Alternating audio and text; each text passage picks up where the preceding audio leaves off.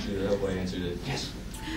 In the New Moon, it's you know, your role is not one of the bigger roles, but because of your role, it kind of, you know, that's what the whole movie is based on. Whenever Jasper attacks, you know, Bella, that starts the whole thing.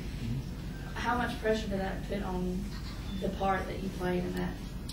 Oh yeah, definitely. It was you know, to play kind of like the catalyst of an entire film was really nerve-wracking, and it was just weird. I mean, it's you know, going back and forth between, you know, a lot of what the studio wants you to look like, and the studio says, you know, because like going from the first film to the second film, there was a budget increase, I think, and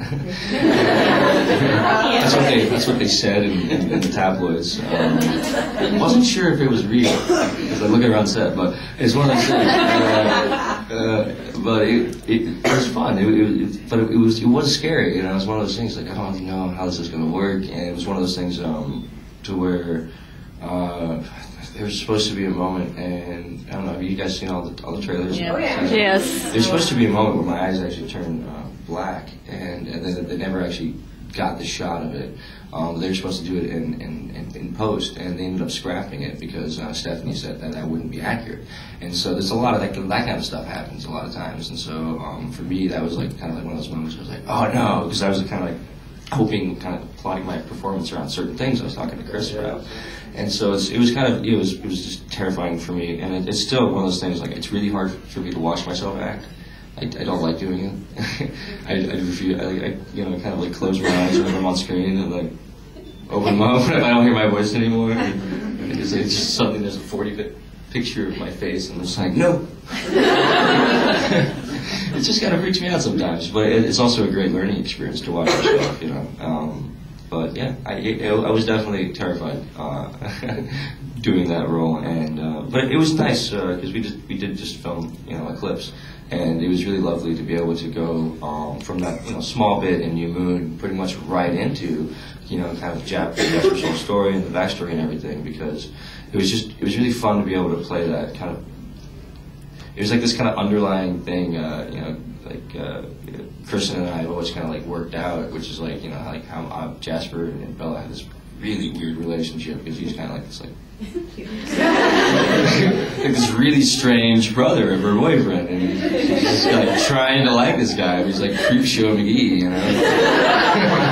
And so you know, it was interesting. So like, you know, it was funny. Like Chris and I were saying, it was just like, you know, at the end of New Moon, there's like a nice family moment, and there's just like these couple moments where it's just like, it's like our relationship is actually forming.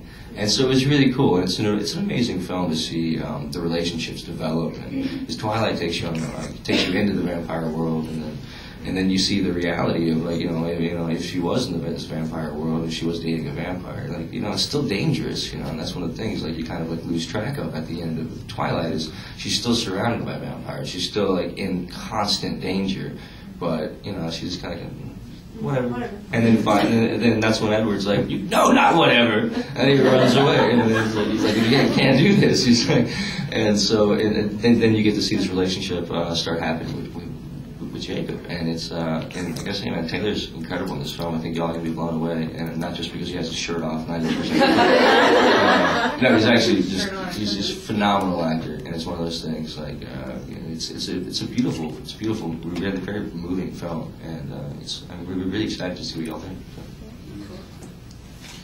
Yes, in fact. As an actor, how are you able to stay in character and complete your role when there's things such as like weather and scheduling and long days that you can't control? Well, I'd say it's for me. I always, you know, bring a guitar and like a harmonica with me everywhere. I mean, like I said before, music kind of helps keep me honest, and it's one of those things that I'm fairly patient as a person, and I can pretty much kind of sleep standing up if I want. So it's pretty simple for me, at least, because I don't really like rev myself up for moments. I don't stay in character. I like the friendly atmosphere on set. I mean, if I'm doing a really hardcore emotional scene, I might not be talking in between takes, but like if there's like a long change around, like 30-minute, 40-minute change, you know, 'cause sometimes they have to change all the lighting and move the cameras and everything. You know, it's hard to stay in like those really those mindsets, like playing Amanda. You know, it's like one of those things. It's difficult to stay there. But I just don't think about it. I literally just kind of put it out of my head, and at the moment, you know, they say camera set, ready. I'm ready, you know. I just kind of like let it all fade away, and I just look at the person I'm acting with, or like wherever I'm supposed to be looking, and I get it all out of them, you know. It's like it's experience, you know. It's finding the honesty, and so it's like you find it in those little bits, yeah. and that it's fun. It's fun to do it that way. It's fun to kind of break it up, because sometimes something happens and you're like, oh, I had no idea that was going to happen. It's like, yeah, like they affected me in a certain way, you know. It's interesting. What do you think? You know, it's funny.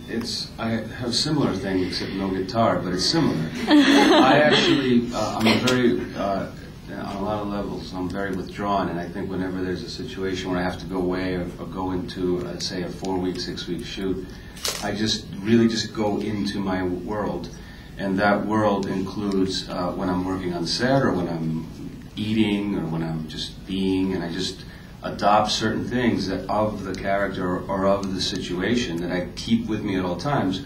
I'm friendly and I chat, but I basically lock myself into my own world. I sort of see the script in my head, or my part in the film. I'm always in that place. And that sort of goes back to how I grew up. I'm just very kind of isolated, very withdrawn. You know, I'm always aware when I'm being social as opposed to just being social. So I just lock into it. I lock into the whole, and that maybe keeps us ready at any given moment. Where, you know, we'll be waiting 2 hours and they say, "Oh no, we got the light," or we're gonna lose the sun, and that's where we can be right there. Yeah. That sort of gives me a little hope then, because I've always been this quiet, introverted type of person growing up. So maybe if I get into acting, I'll be good at it. Yeah. What is your process to memorize your lines? Like, if you are bouncing from scene to scene, or, you know, if they're like, okay, we're going to do this scene today, and you're prepared for that scene, and you've got to go to another scene. How do you process that? I was terrible at studying in school, but what I was really good at was cramming. I just stuff a lot of information inside my head really quickly, and then a couple hours later it just falls out. I have no idea where it goes. I can remember like 5, 6, 7 pages of dialogue. You know, like I did a movie right after I filmed Twilight. I did a really low budget film where I met Uncle Larry, and it was called The Days, and I had to do 35 pages of really heavy dialogue in 2 days. We only had 2 days to shoot this thing. We shot it all on green screen, so it was you know, we were able to do that much, but I had to learn all this dialogue, and it was just pages and pages, and I had these huge speeches because I was this really kind of crazy guy, and I was like talking like this, and like you know, like all this kind of weird stuff, and I had to do all these lines, and it was just it just kind of comes natural to me, and I think it's well, because I didn't study at school, so so don't study in school, kids. Hey now. Just kidding. But I did make straight A's. I mean, so there you go. I'm just great at cramming. I can just vomit out the information. Study in school.